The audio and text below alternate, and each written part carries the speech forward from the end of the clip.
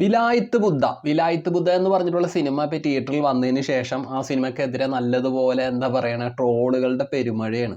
Cinema ഭയങ്കര വെറുപ്പിക്കലാണ്, വെറുപ്പിക്കലോട് വെറുപ്പിക്കൽ. ഇതിലെ നായികയും നായകനും മത്സരിക്കുകയായിരുന്നു വെറുപ്പിക്കാനായിട്ട്. ഷമ്മി തിലകൻ എന്ന് പറഞ്ഞ നടൻ മാത്രമാണ് ഒരു കൃത്യമായ രീതിയിൽ ആ സിനിമേനെ മുന്നോട്ട് കൊണ്ടുപോയത്. നായിക ഇല്ലായിരുന്നുവെങ്കിൽ ഈ സിനിമ നല്ലപോലെ വിജയം കൊയ്തേനെന്നൊക്കെ കമൻസുകൾ നിറയെ കാണുന്നുണ്ട്, കേൾക്കുന്നുണ്ട്. അപ്പോഴാണ് നമ്മൾ ഈ വീഡിയോ ശ്രദ്ധിച്ചത്. ഈ വീഡിയോ ഒന്ന് കണ്ടു നോക്കാം.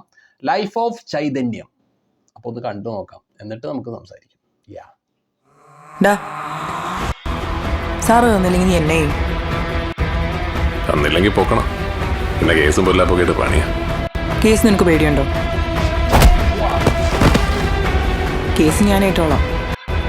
പക്ഷെ നീ കണ്ടുവച്ചൊരു സാധനം വേറെ ആരും കൊണ്ടുവരുത്. അവനോട് ഇവിടെ അങ്ങനെ നിക്കാൻ പറഞ്ഞു. ജീവിക്കാനുള്ളത് ഇവിടെ ഉണ്ടാക്കാലോ. ഇവിടെ നിന്ന വെറും ചെമ്പകത്തിന് മോള് ഭർത്താവാ. എനിക്ക് വേണ്ടത് ഡബിൾ മോഞ്ഞ.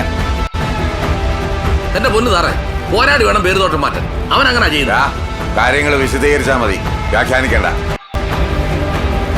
അത് വെട്ടാതെ ഇതെടുത്ത് നീ തോക്കും. ഇവൻ തോക്കുന്നല്ലടി, നീ തോക്കുന്നുള്ള പേടിയാ നിനക്ക്. എടാ, നീ തോറ്റാ ഞാൻ വെറും ചോലക്കിലെ ചെമ്പകത്തിന്റെ മോളാ. പക്ഷെ എനിക്ക് ഡബിൾ മോഹനന്റെ ഭാര്യയായിട്ട് ഈ മറയൊട്ടോണി കൂടെ നെഞ്ചും വിരിച്ച് നടക്കണം. നമ്മൾ കഷ്ടപ്പെട്ട് പടവെട്ടിയാണ് മുന്നോട്ട് പോകുന്നത്. ഒരൊറ്റ ചുവട് പിന്നോട്ട് വയ്ക്കാൻ ഞാൻ സമ്മതിക്കത്തില്ല.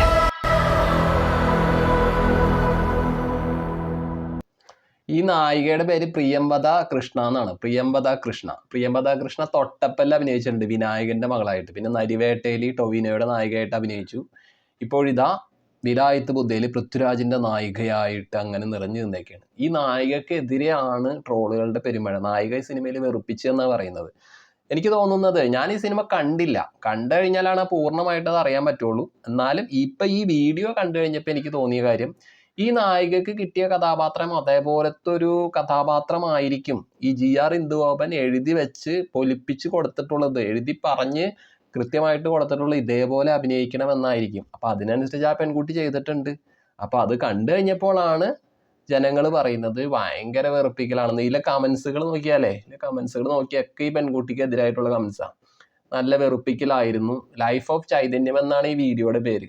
അപ്പം അതിന് സമം ഇട്ടിട്ട് എഴുതിയേക്കാണ് വെറുപ്പിക്കൽ ജീവിതം എന്നും പറഞ്ഞ്. രശ്മിക മന്ദാന അഭിനയിച്ചു വെച്ച പുഷ്പയിലെ വേഷമില്ല, അതിനേക്കാൾ ബോറെന്നാണ് ഇവിടെ ഇത് ചൂണ്ടിക്കാണുന്നത്. ഒടുക്കാത്ത ഓവറായിരുന്നു. അതുപോലെ തന്നെ പിന്നെന്താ, ഈ പെണ്ണാണ് ഈ പടം ഗജേന്ദ്ര ഗുണ്ടാക്കി മാറ്റിയത്.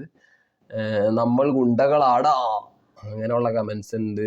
പിന്നെ താഴേക്ക് പോയ രാജുവേട്ടൻ്റെ അഭിനയം ആദ്യമേ ആർട്ടിഫിഷ്യലാണ്. ഇപ്പോൾ ശബ്ദം കൂടി ബാസ് കൂട്ടി ഇപ്പോൾ വെറുപ്പിക്കുന്നുണ്ട്, അങ്ങനെയും പറയുന്നുണ്ട്. അങ്ങനെ കംപ്ലീറ്റ് വെറുപ്പിക്കൽ ആ ഒരു വേർഡാണ് മുഴുക്കായിട്ട് എഴുതിയിട്ടിട്ടുള്ളത്.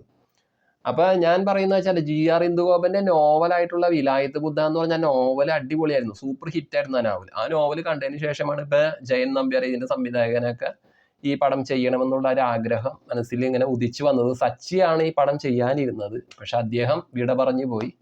അദ്ദേഹത്തിൻ്റെ അസോസിയേറ്റ് ഡയറക്ടറായിട്ടിരുന്ന ജയൻ നമ്പ്യാരാണ് ഈ സിനിമ ഡയറക്റ്റ് ചെയ്തത്.